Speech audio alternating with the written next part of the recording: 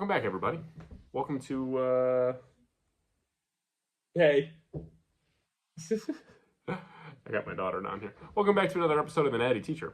I'm your host, of course, who else but The Natty Teacher. And what I wanted to cover today is we're going to try to keep this at about 5 to 7 minutes. Let's see if we can do it. We're going to power through these here. Some tips to help you have the best off season of your life. Whether you've never had an off season and you call it, bulking, massing, whatever, phrase you want to call it, or maybe you just competed like me and you're transitioning into an off season, and you have the weak points you need to work on and all that. This is some of the best tips that I've found for myself that I've applied to actually have a legitimately super strong, awesome, very beneficial off season. So let's start from the beginning. Number one, these are not in a particular order of importance. They're just the things that I thought of. Just a few tips. Number one, when it comes to being in a calorie surplus, you got to find that surplus, but you don't need to go crazy with it. Here is an example. If you are 5'11", 150 pounds, and you are trying to bulk up to 200, okay?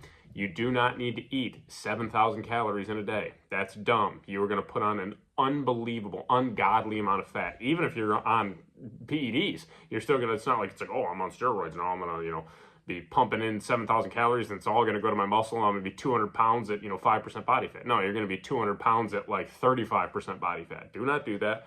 Find your maintenance calories. Use a calorie calculator online. My tip would be to use like maybe 2 or 3 calorie calculators and take the mean average. So that median average, like that middle number.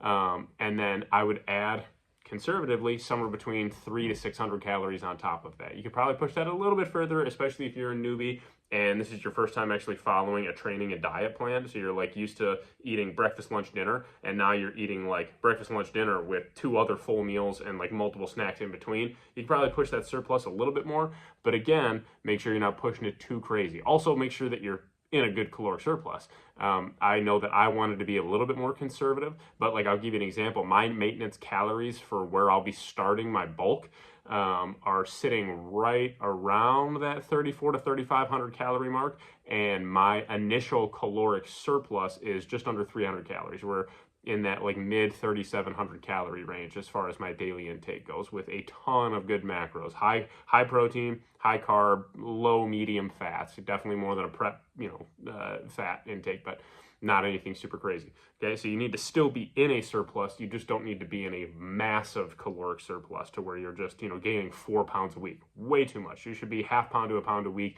at the most, and I would say if you are more on the advanced side, probably closer to ½ pound a week at like the top end, maybe 3/4 pound week to week. Still ½ pound to 3/4 pound for the more advanced lifters, I would say, is an ideal number. Okay. Second tip. Make sure that you are consuming micronutrient dense foods. Okay, everybody wants to eat the chicken and rice and 2 heads of broccoli. That's great, but make sure that you are covering not only your basic necessities with regards to I need to hit my protein goal, I need to hit my carb goal, and I need to hit my fat goal. Awesome. Okay, and you can check out my previous 3 videos. Talks about my favorite sources of protein, carbs, and fat. So I got your back with all that. But make sure that you are also eating foods that are micronutrient dense. There's 2 categories that a lot of bodybuilders miss out on when they could put in a ton of these and get very minimal, if any, fat gain from them, but literally get more energy, better mood, everything, better digestion, so many positives, just overall like health and well-being that I feel like a lot of bodybuilders don't focus on. Fruits and vegetables. Eat your freaking fruits and vegetables, kids, please. In my off season right now, I have it calculated out where on a daily basis, okay, I want just to make that very clear. I have on average on a daily basis, and it's probably no lower than this in my off season. If anything, there might be days it's a little higher. I have between 450 to 500 grams of fruits and about 450 to 500 grams of vegetables as well. Okay, so again, just to give you an idea, that is just under a pound, or right about a pound of fruits and vegetables a day. Okay, a day. So it makes up a decent chunk of my calories, but honestly, not as much as you might think. It does not make as much of make up as much of my calories as you might think. I got my daughter; she's crawling around down here with me. She's getting some activity in here, so she might want to come up. We'll see. Anyways, so again, make sure you're eating micronutrient dense foods as well as, getting your basic macros. And that kind of leads me to my third point here. And it kind of ties in with my second point. Track your food. You don't got to use Fitness Pal. Dude, I literally have my off-season diet And I'm actually going to make a video tomorrow breaking down my off-season diet. I have my off-season diet on a Google Docs, and I just tweak it as I need it. If it's like a little too much of this, okay, we're gonna swap this out for that, or maybe move this to this meal, like nutrient timing. It's more for the advanced lifter and bodybuilder for sure. But at the same time, you don't need to use some fancy tracking app. You can literally look up amounts online and get really close estimates as far as like this food, 150 grams of this food has this much protein, this many carbs, and this much fat. Okay, so again, track your food, put it on a Google sheet, Google Docs. Put it on an Excel spreadsheet, Microsoft Word if you got that, whatever it is. Put it somewhere that you can just save it and update it as needed. Okay, I did that for like my peak week, for my high days, for tracking my diet during my prep. Didn't use any, tracking apps. You can use them. I'm not saying, excuse me, got the hiccups. I'm not saying not to use them. What I'm saying is you don't need them, because usually there is a subscription service tied into that kind of, strays people away. I'm like, I don't want to pay $5, $10, $15 a month just to plug in food and have it track. If you benefit from that and you want that, go for it. But you definitely do not have to have that. Okay. Next up, and this is for both off-season and prep, and then we'll cover one more that is more of a mental thing. Well, kind of 2 points tied into one. But before we jump the gun on that, make sure, please, make sure that in your off-season, okay, you are getting proper rest and recovery. That doesn't mean just sleep. Sleep is important, obviously. Sleep is king. Sleep is king. Whether you're natural or enhanced, doesn't matter. Minimum, and this is like an off day, 6 to 8 hours of sleep. Okay, minimum 6 to 8 hours of sleep. If you get 4 hours of sleep one night, we're human. It happens. If you get a night of no sleep, which is, I'd say that's pretty rare. But if for some reason that happens, don't freak out about it. Do what you got to do, and adjust from there.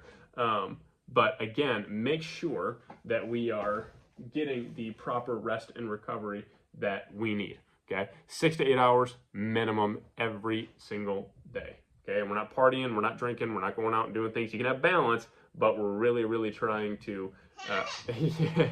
You playing with Nanny? She's playing with our cat.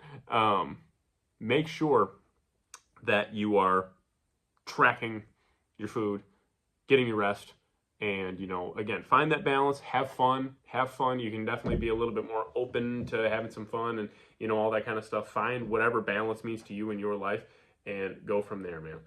But get that rest and recovery. You need it. That means like time on the couch, reading a book, watching TV, watching a movie, going outside, those kind of things. It's not just sleep. Get the proper rest and recovery. And last but surely not least, change your mindset, okay? If you're a competitive bodybuilder, especially this one I think is more for you than anybody else, but also just for anybody.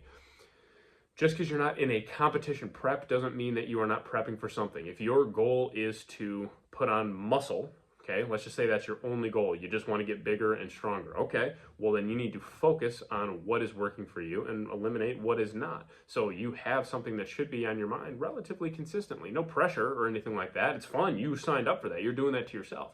But like, especially if you're a competitive bodybuilder, and like right now for me, my mindset is, yes, I'm not in competition prep specifically, but I am prepping for competition already within this off season. I know the weak points in which I need to physically bring up, and I'm emphasizing those more than anything else in my upcoming split. And with that, it means I need to be on top of my game. I need to get my sleep. I need to be hydrated. I'm not going to miss a meal. I'm not going to splurge and go crazy and get Chipotle 3 times a week. You know what I mean? It's like, no. I need to be on top of my stuff, just like I'm in competition prep, but with a much more relaxed, kind of less pressure situation. Like that competition prep, that's the last 16, 20, 24 weeks of this whole process. But the bulk of this, these next, 50 plus weeks for me is growing. And so the pressure's a lot less, but the intensity is just as high as ever, for sure. So keep that mindset as you have your goal, work towards it. Don't just be like, it's the off season, man, just throw everything out the window. No, I'll throw in a couple extra cheat meals this week. Why not? Oh, we're doing that. I'll take a couple weeks off. Why not? No. Keep that same solid mindset and that preparatory mindset, because you're still prepping for something. Might not be for another year or so, but you're still prepping for something, okay? Also, be kind to yourself. Look in the mirror. You're not going to be as shredded as you were on stage. You're not going to be as peeled as you were last time you cut or anything like that. It's just not, it's physically impossible. Yeah, I'm not going to be 5, 6, 7% body fat year round. Not only does it suck to be really, like medium to low single digit body fat, it's really not fun, but on top of that, I'm not going to be able to put on enough muscle quickly enough if I'm staying way too low in the body fat range. So take it easy on yourself. Be kind to yourself. Look in the mirror and say, this is all going to pan out. I know I'm plugging in my diet. I'm getting the sleep I need. I'm staying hydrated. I'm eating nutrient-dense foods. This is all going to, work out to my favor in the end. I know that for sure. Okay, so keep that mental clarity and that mental strength high. Anyways, that's all I got. I lied to you. 5 to 7 minutes. Are you kidding me? Not me, not the Natty Teacher. We're going to keep it under 11, though. Join me tomorrow as I break down my specific off-season diet. I'll literally put up pictures of it and run you guys through my meals, why I'm eating them then, why I'm eating them in those amounts, all that kind of fun stuff. So for today, I am the Natty Teacher. I'll see y'all tomorrow. Make sure you subscribe if you haven't, and school is out. Peace!